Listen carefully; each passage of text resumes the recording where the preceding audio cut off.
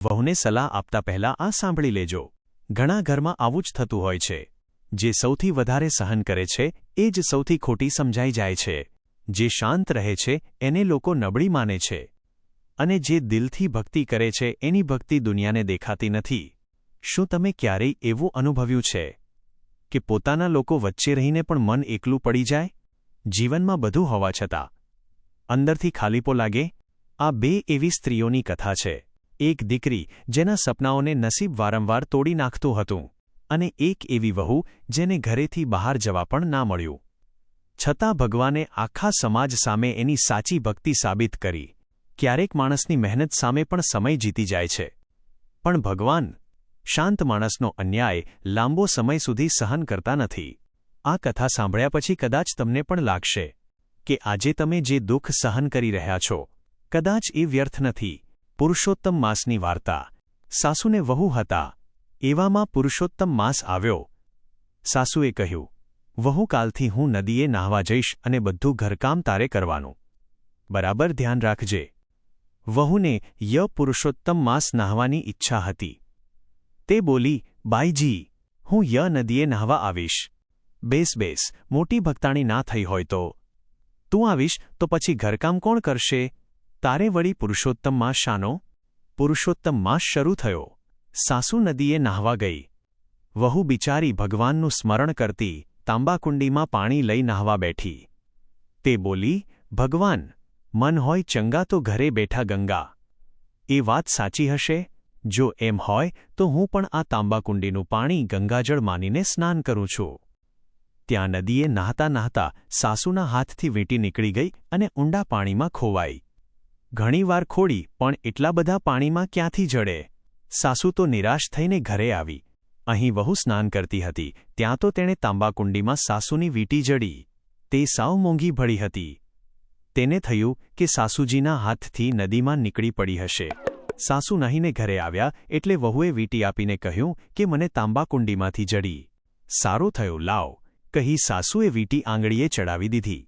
બીજે દિવસે પણ કૌતુક થયું. સાસુ નહાતી હતી ને, ગળામાંથી હાર તૂટી ગયો ને નદીમાં ખોવાયો. સાસુનો તો જીવ કપાઈ ગયો. બીજે દિવસે પણ વહુને તાંબાકુંડીમાંથી હાર જડ્યો. સાસુ ઘરે આવતાં જ વહુએ કહ્યું, બાઈજી, લો આ હાર, મને તાંબાકુંડીમાંથી જડ્યો. સાસુને શંકા પડી. તેનું મન ચકરાવે ચડ્યું. તેને થયું જરૂર વહુ ડાકણ થઈ છે. નદીમાં ખોવાયેલી વસ્તુ તેને તાંબાકુંડીમાં ક્યાંથી મળે? આ તો જાદુગરની ચોરટી મારી વીંટીને હાર એણે જ ચોર્યા અને મને ચમત્કાર બતાવ્યો. કોક દાડો કજિયો થાય ને આ ડાકણ મને ભરખી જાય તો? તેને એક ઉપાય સૂઝ્યો. તે સીધી રાજા પાસે ગઈ અને બધી વાત કરી કહ્યું, રાજાજી, આ ડાકણ વહુને જીવતી સળગાવી દો, નહીં તો ગામ આખાને ભરખી જશે. રાજાએ કહ્યું, હું પુરુષોત્તમ માસનું વ્રત કરું છું.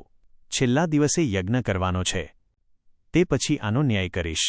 તમે તમારે સુખેથી ઘરે જાઓ. સાસુ ત્યાંથી ઘરે આવી. રાજાએ યજ્ઞ આરંભ્યો હતો. આજે પૂર્ણાહુતિ હતી. સૌ યજ્ઞ નારાયણના દર્શને જાય. વહુએ સાસુને કહ્યું, બાઈજી, આજે તો હું પણ યજ્ઞ નારાયણના દર્શન કરીશ. સાસુએ છણકો કર્યો, બેસ ચૂડેલ, તારે વળી દર્શન શા?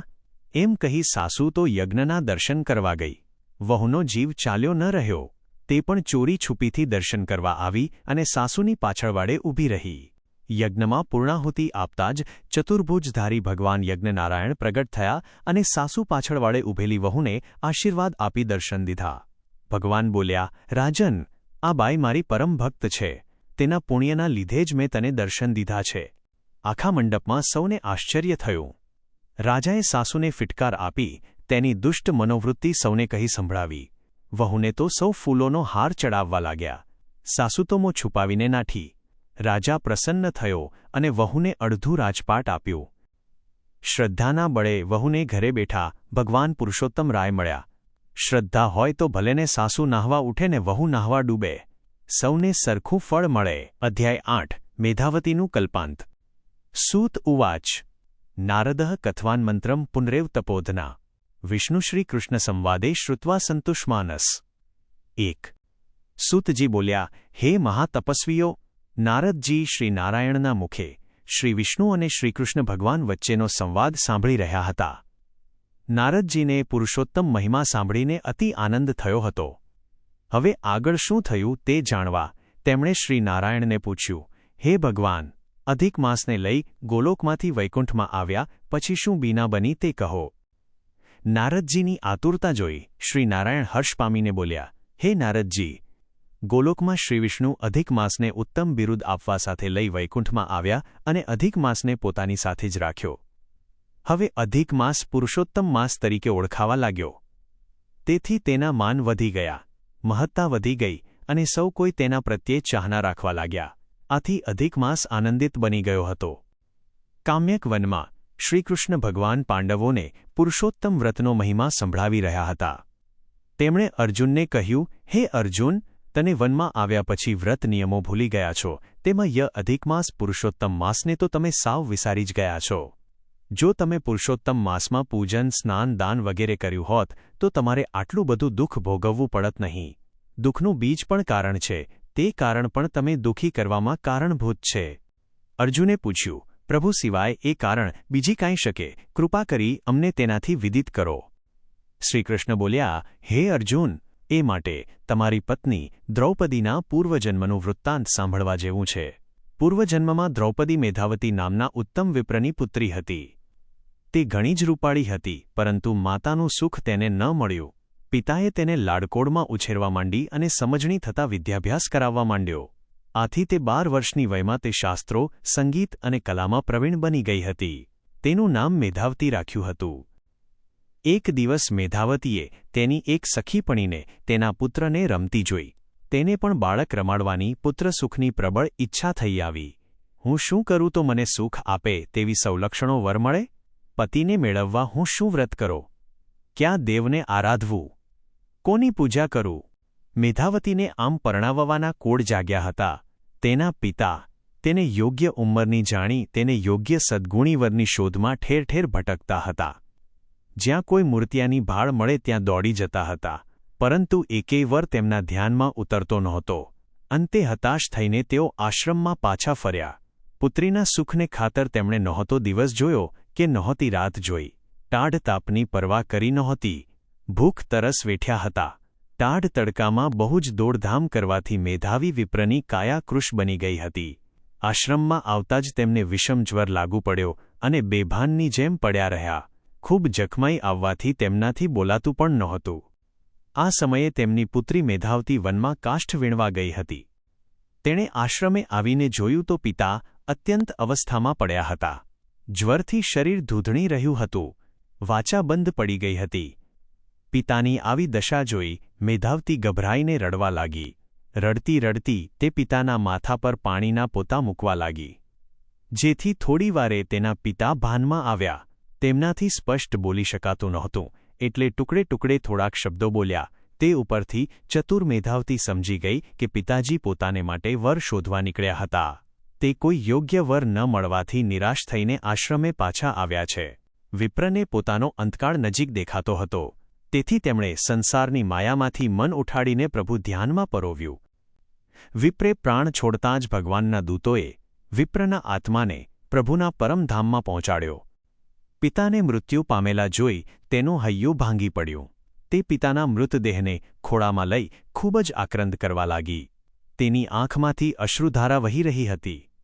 તે એવો કરુણ વિલાપ કરવા લાગી કે સાંભળનારનું હૃદય પણ દ્રવી જાય. આ આક્રંદ આશ્રમથી થોડે દૂર રહેતા ઋષિઓ અને બ્રાહ્મણોના સાંભળવામાં આવ્યો. એટલે કંઈ માઠી બનાવ બની છે સમજી તેઓ મેધાવીના આશ્રમમાં દોડી આવ્યા. જોયું તો વિપ્ર મૃત્યુ પામ્યા હતા અને તેમની પુત્રી મેધાવતી છાતીકૂટ રુદન કરી રહી હતી. તે ભવાની આંખો અશ્રુભીની થઈ ગઈ. તેઓએ પ્રથમ વિપ્રના શબને તેમની પુત્રીના ખોળામાંથી અંતિમ ક્રિયા માટે લઈ લીધું અને પુત્રી મેધાવતીને આશ્વાસન આપી છાની રાખી. પછી તેઓએ શબનો વિધિપૂર્વક અગ્નિસંસ્કાર કરી આશ્રમે પાછા ફર્યા અને મેધાવતીને દિલાસો દઈ જરૂર પડે બોલાવવાનું કહી પોતાના સ્થાનકે જતા રહ્યા. શાણી મેધાવતીએ પિતાની પાછળ ધર્મશાસ્ત્ર પ્રમાણે કારજ કર્યું.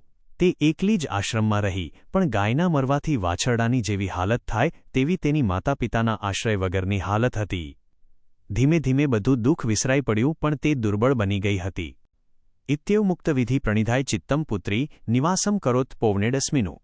સા વિલલથે પિતૃજ દુઃખદ્વારી દગ્ધારમ્યેવ વત્સમરણાસુરભિવ બાળા 53 ઇતિ શ્રી બૃહન્નારદીય વિશે પુરુષોત્તમ મહાત્મ્યમાં અધ્યાય 8 સમાપ્ત। તો મિત્રો, આ કથા આપણને એટલું જ શીખવે છે કે માણસની સાચી ભક્તિ અને સહનશક્તિ દુનિયાથી છુપાઈ શકે, ભગવાનથી નહીં। જે લોકો આજે તમને સમજી નથી રહ્યા, એ જ લોકો એક દિવસ તમારી સચ્ચાઈ સામે ચૂપ થઈ જશે।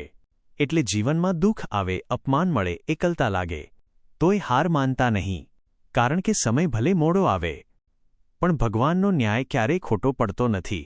જો આ કથાએ તમારા દિલને સ્પર્શ્યું હોય તો વિડીયોને લાઇક કરો, શેર કરો અને આવી જ હૃદયસ્પર્શી કથાઓ માટે ચેનલને જરૂર સબસ્ક્રાઇબ કરજો।